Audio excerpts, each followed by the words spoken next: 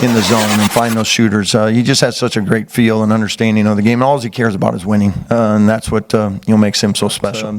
Tonight he gave us a huge lift, and we rode him for as long as we could there until I think he got a little gas, so we had to give him a little rest. But yeah, I was really pleased. I mean, we spent a lot of time on it during this break in our practices of increasing our physicality and doing a better job there. Just more of that, getting that mindset. Role players bust out in what's really the beginning of the Big Ten season for the Hoosiers. ENRIGHT, SISLEY, we watched them all get it done last night. We'll talk about all the happenings and more. Let's get into it.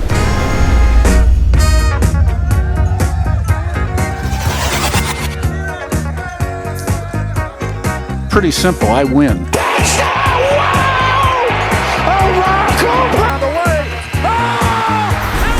Hello, guys. Welcome to Indiana Sports Connection. I am your residential anchor, Aaron. Thank you so much for being here and being part of this community.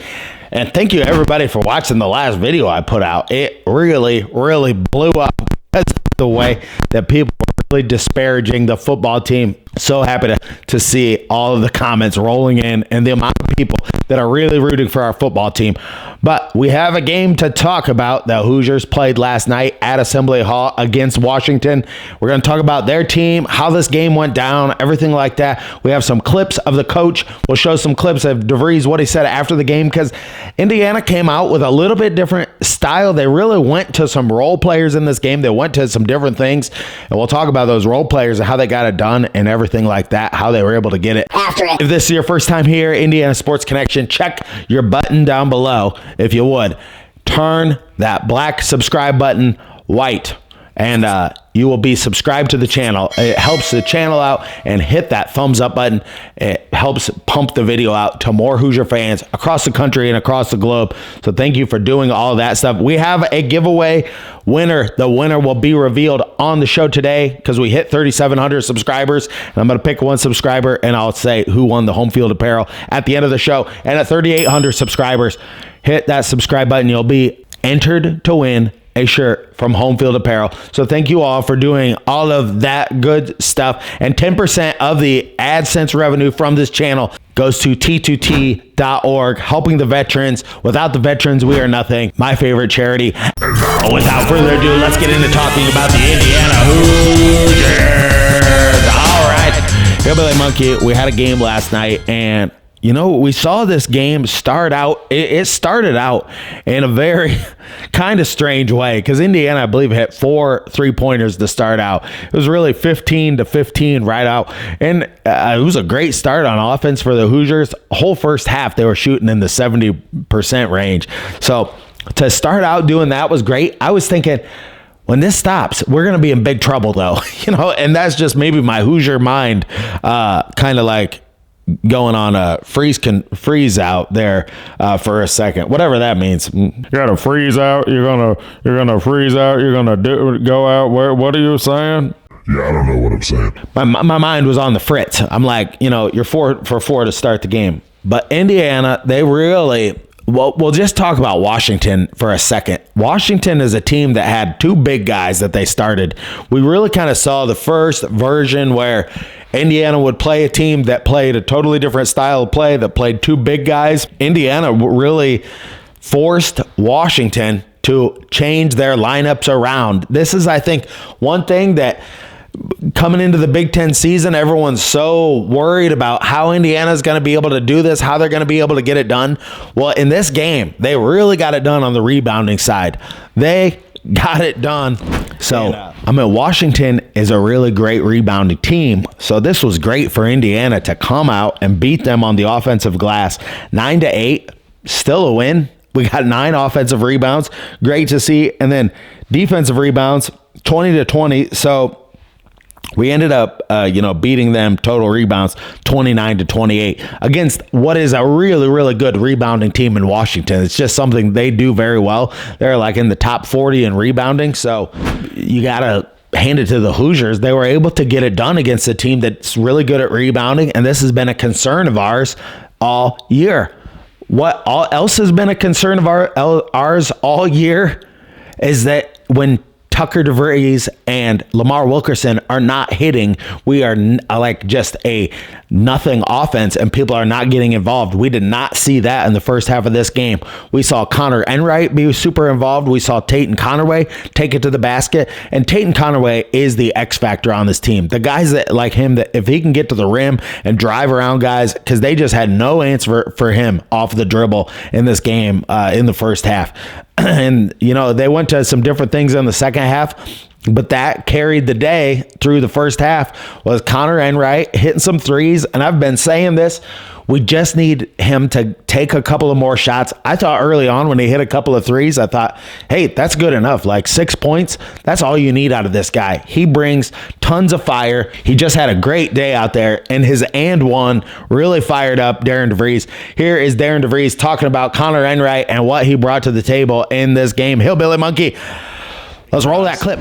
I think Connor just he just understands what we're trying to do. You know, part of it from being with us before, but you know the things he does, and they lead just to winning. You know there's a spot he knew Lamar had just hit a three, and it was even maybe a couple possessions later, but Connor's got the ball in transition, and he finds him, and he just knows how to hunt those guys down so that they can stay in the zone and find those shooters. He just has such a great feel and understanding of the game. All he cares about is winning, and that's what makes him so special.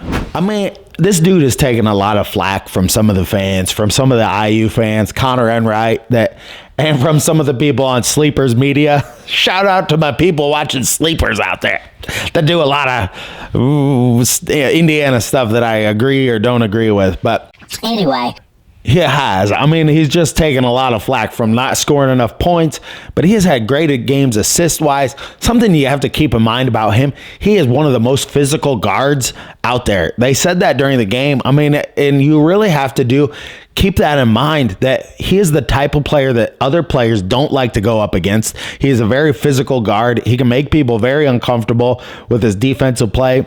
And in a game like last night, you can really see where when he does put the ball in the basket a few times, he is an invaluable type of source on this team of energy, of just all of these different things. So for him to have a great game, that was great to see. His confidence level of, you know, guys really do, like, he just needs a little bit more confidence shooting the ball in the Big Ten and at this next level, like him really getting it done. Even though I know he played at DePaul and they played some tough teams, but it's just different when night in and night out you're on Indiana, and you're going to get the best out of other teams when you're on Indiana. So it was great to really see him kind of show off and show out and get some of his points and, get some of his flowers. But then in the second half, Trent SISLEY had like a 2-minute period where he scored 10 points in this game. It just was electric to watch him come in, hit some 3-pointers, play some really tough defense, and then get a reverse under the basket and an and one. And just a couple of the things that he did in that stretch really gave you confidence of another role player that the announcer said, like, are they running plays for Trent SISLEY now? But this is where I do want to talk about the coaching of DeVries. He definitely in this game was one of his best coaching jobs, because how he went to some other options, Tate and Conaway early, Connor Enright getting him some confidence when Tucker DeVries only scored 6 points in this game. So here is the coach talking about Trent SISLEY right here and the faith that he has in this freshman. Yeah, I got great faith in Trent. He continues to get better and better. You know, some nights there's going to be more opportunity and than other nights, but I thought tonight he gave us a huge lift, and we rode him for as long as we could there until I think he got a little gas, so we had to give him a little rest. But that's great for him. I think it says a lot about him too. He's continued to stay confident throughout it, and then he's put in the work too. During the break and stuff, he's spent extra time in the gym. A lot of the guys did, getting some of their player development, their shooting and things like that. I thought the guys overall really handled this break well. Came back, they were ready to go, and to come back and have pretty good performance. I was pretty pleased, because sometimes after those long layoffs, you never know what might happen. There you go. I mean, after that long layoff, really having, I think you just kind of saw the team maybe have a mindset shift a little bit. Is like DeVries knows like there are going to be times in these road games you're going to have to go to role players. They're going to cover your top two options. I think he took this time, the 13 days off and the players. Trent Sisley really seemed ready to go. I mean, and was really fired up during this second half. And a lot of the role players on this team really seemed ready to go, and that the coaching staff, they were ready to kind of like show that they can play a different way. They're going to have more from these guys. Reed Bailey, Sam Alexis, Tate Conaway, Connor Enright, Trent Sisley. These guys are all, I mean, if you could get 10 points out of these guys night in and night out, that's just more power to this team. The more they can spread it around, and the more you're going to have guys like Tucker DeVries and Lamar Wilkerson have their big days, because they're just going to be harder and harder to guard the more you can get these role players to get involved. Can you do it on the road? It's always harder to get role players to play well on the road. That's why you got to really get the confidence at home, so then you can bring them along on the road, that they can have more confidence and get more involved in these games. But we all know how the rebounding has been a big kind of black eye for Indiana all year. It's like, how are we going to rebound in the Big Ten? We're going to get killed by these teams in the Big Ten. I know this was just Washington, but Washington is a good rebounding team. And here's what DeVries had to say about the rebounding, why it was better. And look, one thing I like about him as a coach, at least so far, is he does seem to be more insightful about, okay, we know we got to get better at this, and just saying it out loud, it doesn't mean you're throwing your team under the bus. It means this is what we're working on in practice. We are trying to get more involved in the rebounding, and we need to hit guys. We need to block out. He does mention one thing. It is hard to block out a guy. If you're far away from him and he's on the perimeter, you will get a foul called if you just go whack a guy, out of nowhere. You do got to be smart about it. Here's DeVries talking about the rebounding of this team and how it's getting better. Hillbilly Monkey, roll it. How that went. Yeah, I was really pleased. I mean, we spent a lot of time on it during this break in our practices of increasing our physicality and doing a better job there. Just more of that, getting that mindset, because Washington, they're big and they play around the rim a lot, either with their 4s and 5s or with their guards. So there's always sometimes it's easier when someone takes a 3 to go hit a guy because he's out in space. But when it's just all under there and it's just a lot of bodies and stuff, there's, somebody's got to come out with the ball. And I thought our guys did a good job of staying with it, pursuing the ball. We gave up a few, but that's going to happen. But for us to give up 8 and for us to get 11, I think it says a lot about the job the guys did on the glass tonight. I mean, these are my players of the game, Enright and Sisley. These two dudes probably share it. I mean, Tate Conaway, I more look at him like he should be scoring and playing this well. So it was really great in this game to see, some of the bench players get involved in the game. I don't want to leave out, Reed Bailey got 8 points in this game. He is looking better in this game. He looked more physical. He looked like he was going after rebounds in a better way. Sam Alexis ended up with 6 rebounds. Reed Bailey with 3 rebounds. But Sam Alexis had some good rebounding inside. Offensive rebounds and defensive rebounds.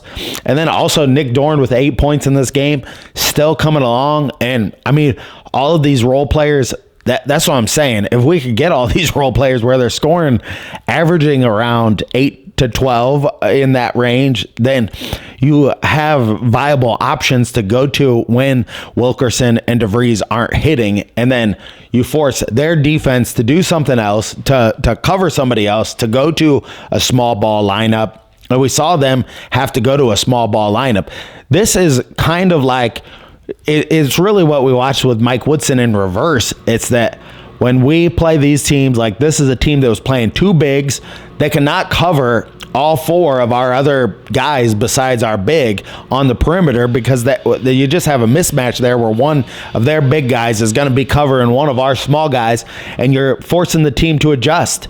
And early on in this game, they just were going to leave Tate Conaway and Connor Enright wide open, and they were going to just kind of like pack it down. And you could see that in Washington scored the ball. They had guys that could really slash, and we saw Bryson Tucker, in his return to Assembly Hall. We saw that which was as glorious as it could be, but he can't guard anybody. You know, Washington had guys that could take it to the rim and get to the rim and score. So, but Indiana was just able to. Their role players showed up and they made them pay, and then they really made them adjust as the game went on. And Indiana came out of timeouts and had a lot of success against this Washington team. It was just a great day for the Hoosiers. Tell me what you thought about the game in the comments down below. Finally, I think we're getting into the Big Ten season. We're going to see game after game. The game against Maryland coming up is going to be a really tough game. And I have another video coming out. I am going to do a live video today talking about the transfer portal for the football team, because we got a bunch of transfers coming in now, and we're going to talk about these guys that the Hoosiers and Curt Cignetti are getting to come into the team, and then a little bit about the Peach Bowl. We'll talk about that just preliminarily, what we think about that in the video. That'll be at 2 o'clock today, so be looking for that at that time as well. It's probably about the same time this premiere come out. And Hillbilly Monkey, what did you think about the Hoosiers? Don't worry, I did not forget about you, but what did you think about the Hoosiers and what they were able to get done in the game last night? Carved from the sands of the Wabash River and formed into a monkey lamp that's sold at Home Goods. It's the Hillbilly Monkey Perspective on Indiana Sports Connection. Well, I mean, it was a superb coaching job by the Coach DeVries. I think the way that he ran plays and he ran guys off and kind of like really got guys who really don't shoot as much ENRIGHT, got his confidence and all of that. To see that and what is going to be after a long layoff, the first Big Ten game really of the season, heading into what is going to be a long march, playing Maryland and then playing a bunch of other ranked teams in the 3 games after that. It's going to be a tough march. So to see them get some confidence in their first real Big Ten game, the start of the Big Ten season, it seems, is a step in the right direction. You got that right. It is a step in the right direction. I was satisfied. They need to keep it going, because this Indiana team, they got to take care of business against these teams.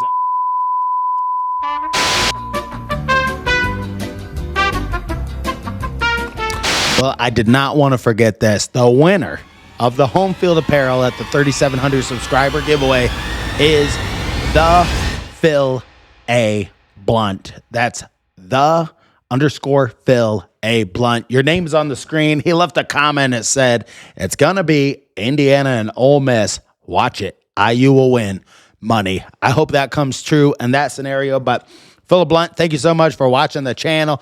Email me at indianasportsco@proton.me. That's indianasportsco@proton.me, and send me your address, and I will send you a shirt right out.